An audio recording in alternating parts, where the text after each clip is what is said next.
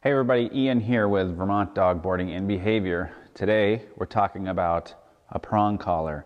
Now, if you do not like this tool, if you're not interested in learning about it, or if you want to make a negative comment about this, then this is the video not for you to watch and the video not for you to comment on, straight up. I've heard enough with it. I don't need to hear any more. This video is going to be for the person that is curious about this tool. How does Ian use it? How do other responsible educators actually use this tool? And I'm going to show you. I'm going to put it on my dog Gemma, who has actually never felt the tool before.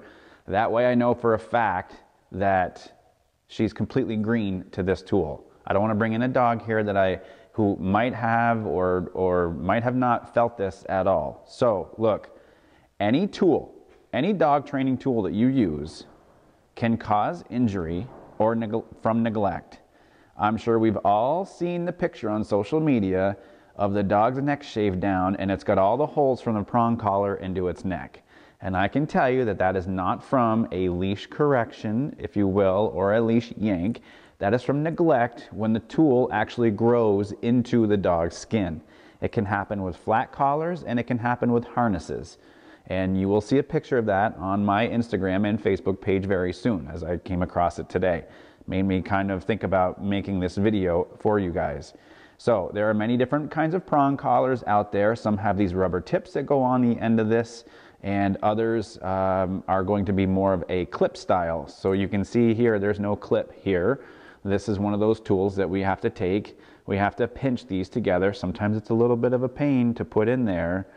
And then we have a solid collar. So from here, the leash will connect to this upper ring. And this is almost like a martingale collar from here. If you guys know what a martingale collar, it actually has an extra loop here. You can see it kind of makes this triangular shape, while this would fit around the dog here. Now, I know people are watching this right now going, but you don't need that on every dog. And you're right, you don't. This is not a go-to tool for me. This is one of those tools that can go away tomorrow. And if it goes away tomorrow, I'm cool with that because I'm very well versed in many other tools. So I'm not worried about that. But these things are hanging in stores all across this country, and people don't know how to use them. So they're not getting instruction with them, and yet they're being sold. Not only are they being sold, but they're being sold by people that work at stores that do pure positive type training only. And I am not against pure positive type training. If it works, it works. Have at it. That's great. However, this tool is sitting out there on a shelf right now.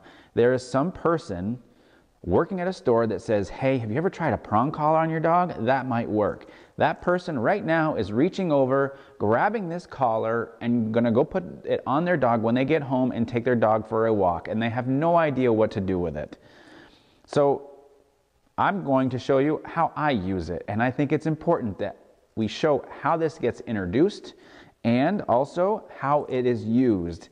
When we use this tool, we are not doing any big yanks or cranks with this tool. We're not getting our whole body, we're not twisting, we're not yanking, we're not pulling, nothing. We're not doing anything to harm the dog with this tool.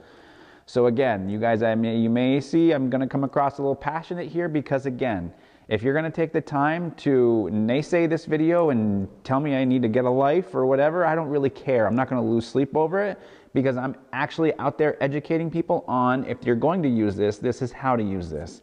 So I've got this tool. I've just got a normal 12 or so foot leash here that I'm going to use for Gemma. So to give you an idea of what's going to happen, I'm going to call her over to me. I'm going to introduce this tool to her, let her sniff it a little bit, and then I'm going to put it on her. And again, I have to take this apart through here. As you can see, this is just going to, we have to twist and kind of rock it out, and now it's apart. Okay, again, there's many different types of prong collars out there. This is just the one that I have that is the most handy. There's also different size too. So there's this, and then these prongs also get larger as well. Okay, so once I put this on her, I have a very long leash because I want her to start moving around with this while I'm standing still. Now, because she's my dog, I don't know if she's going to move around that much. That's the double-edged sword. I could have brought in somebody else's dog, but they may not want a prong collar on their dog, and I don't want to do that without their permission. So we're going to do it on my dog because, like I said, for a fact, I know that she hasn't used it before. So what I'm looking for is for her to get used to wearing this. One of the rudest things that we can do with a dog training tool is use it as soon as we put it on her, meaning put this on her and just start walking and yanking at the same time. That is not fair to her, and that is very disrespectful to her as well. So I let her sniff it. If she's not interested, then I'm going to put it on her. I don't know what her reaction is going to be. We'll have to see, because again, she hasn't done this before. And then I'm just going to stand still, see if she moves around. If she doesn't, I will start moving around slowly.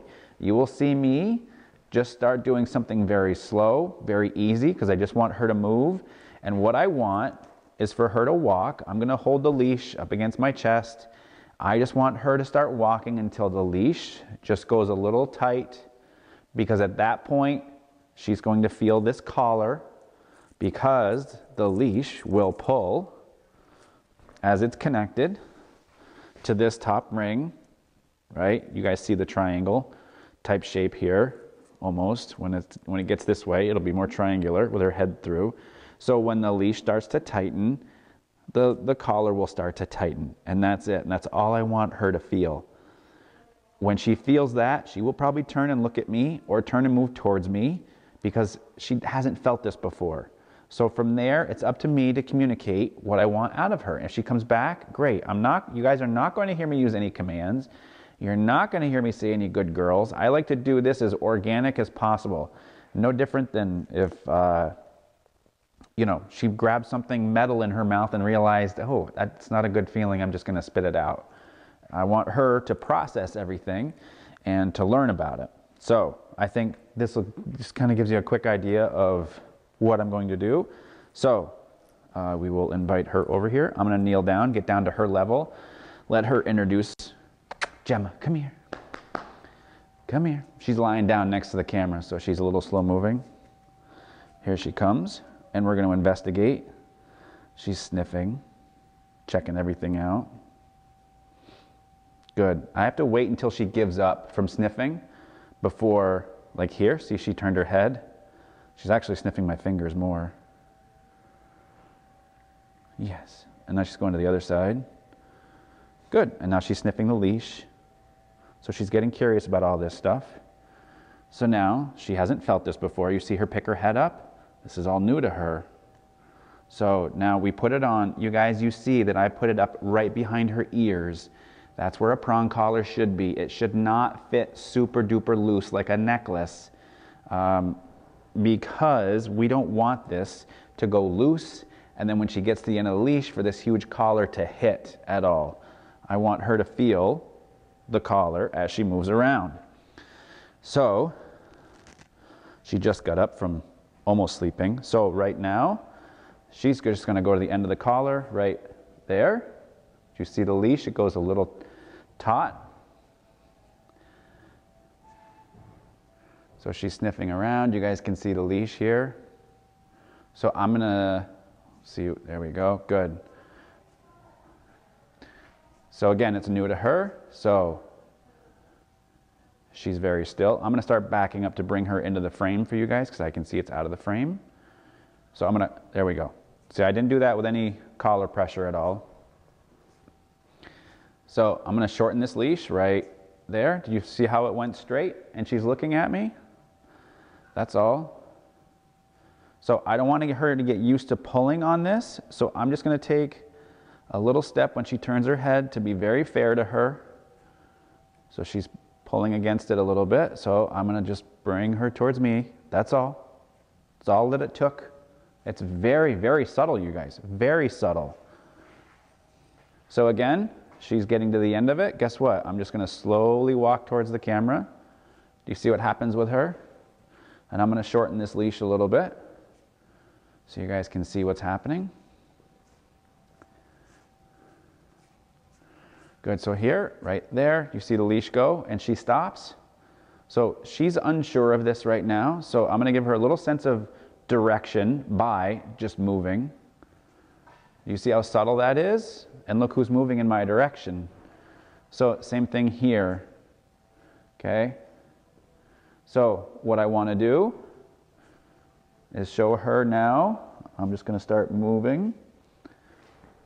There's a little shake, she's getting comfortable. She's got to get used to that tool. She's sniffing around, she's being curious. I'm okay with this. This does not have to be a perfect like walking session at all. So if I start moving slowly, because I want her to feel that collar as gentle as she can. And you see, you guys, my movements are very slow too. So right here, it's starting to go tight because she can hear the other dogs in the other area. So right here, super, super gentle. Super gentle. And when you're super gentle with a tool like this, you can actually see how sensitive your dog is. So right here, watch. I'm just gonna pull back. See? Same thing again, watch. It's gonna hit here. Going to go to the end of the leash, right there. And because she's not sure of this, I want to help her through this. I'm going to take a step and just get her going in my direction. Now, yeah, I could be praising her up and down, left and right, but I want her to get used to this tool and what it means. So she just got to the end again. So I'm just directing her back towards me. It's going to do it again here. Watch, right there. See how it stops her? And right there again. You guys watch the leash. The leash is going to tell you everything you need to know. So I'm going to start walking now, and you'll see. Because she's felt it at such a small level of intensity, she understands that, wow, just a little bit of that, and I think I'm supposed to move and go towards where Dad's going.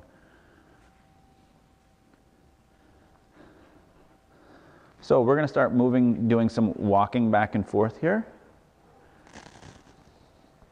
And you can see I'm not concerned about what side she's on. And I'm going to stop, and she stops.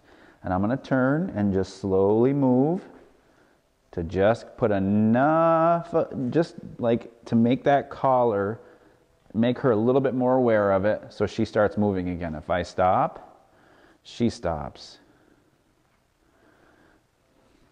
Now this can be done with any collar that goes around a dog's neck. Again, it's a new feeling to her. So right here, she stops. So, and you can see the leash. She's looking back. She's like, Dad, I don't know what to do. Guess what? I'm going to help her through it. So I just start moving. So if you don't take the time to teach your dog the tool, you're being disrespectful to them. Same thing here. I want her to be aware. Leash goes tight. We can start moving. This is a pattern here. Leash goes tight. She looks at me like, what are we doing? I'm going to turn my body and I'm going to start moving slowly and gently. And you'll see her come with me right here. That's all. Look, this can be done with a star mark collar, a slip lead. Halties you have to be 10 times more careful with. Gentle leaders you have to be 10 times more careful with because you're putting something on the dog's face. Flat collars, be a great idea to do it with that. Martingale collars, do it with that. Slip chains, do it with that. We have to give the dog the respect up front so they know what's to be expected from them when this tool goes on. If you're not giving your dog the respect up front with anything that you introduce them to, you're not being fair to your dog. This is how we use prong collars, this is how we use slip collars, and anything else that we're going to use as tools for your dogs. What you saw right here is no different than what I just taught in my class last night to 6 different dogs. It's about being gentle and respectful to the dog. You get that, you give them that respect first, they're going to be more apt to give you respect in return. So I hope you enjoyed this. I hope this gives you some sense of an idea of how to properly use a prong collar. It's not intended for every dog out there. It's not intended for everybody. I get it. I'm not here to convince anybody that the prong collar is the best tool for them, because it probably isn't, because there's nothing out there in stores to teach people how to use this tool. It slays me that there are so many dog training tools out there that can ruin dogs that are for sale off the shelf, that people can go out and grab for $5, $10, and $20 and think their dog is going to be fixed just from buying this tool off the shelf. No, it takes work, it takes time, it takes patience, it takes respect. So I hope, even if there's just one person that watches this, and I know I'm going to get negative reviews out of this, and I could care less. I could honestly care less. If there's one person out there that goes, wow, I never did that with my prong collar. The next time I use it, I think I'm going to take the time to teach my dog. Or there might be somebody else that says, wow, now I understand how those things are used. I get it. It makes a lot of sense.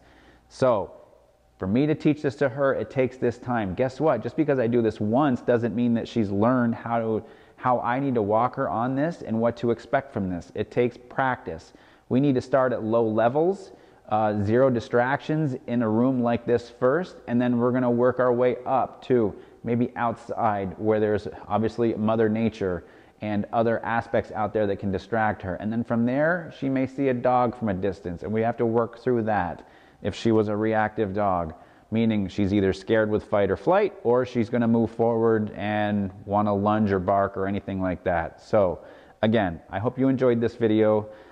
This has been on my mind for quite some time. I'm glad I got the chance and the opportunity to do this for you.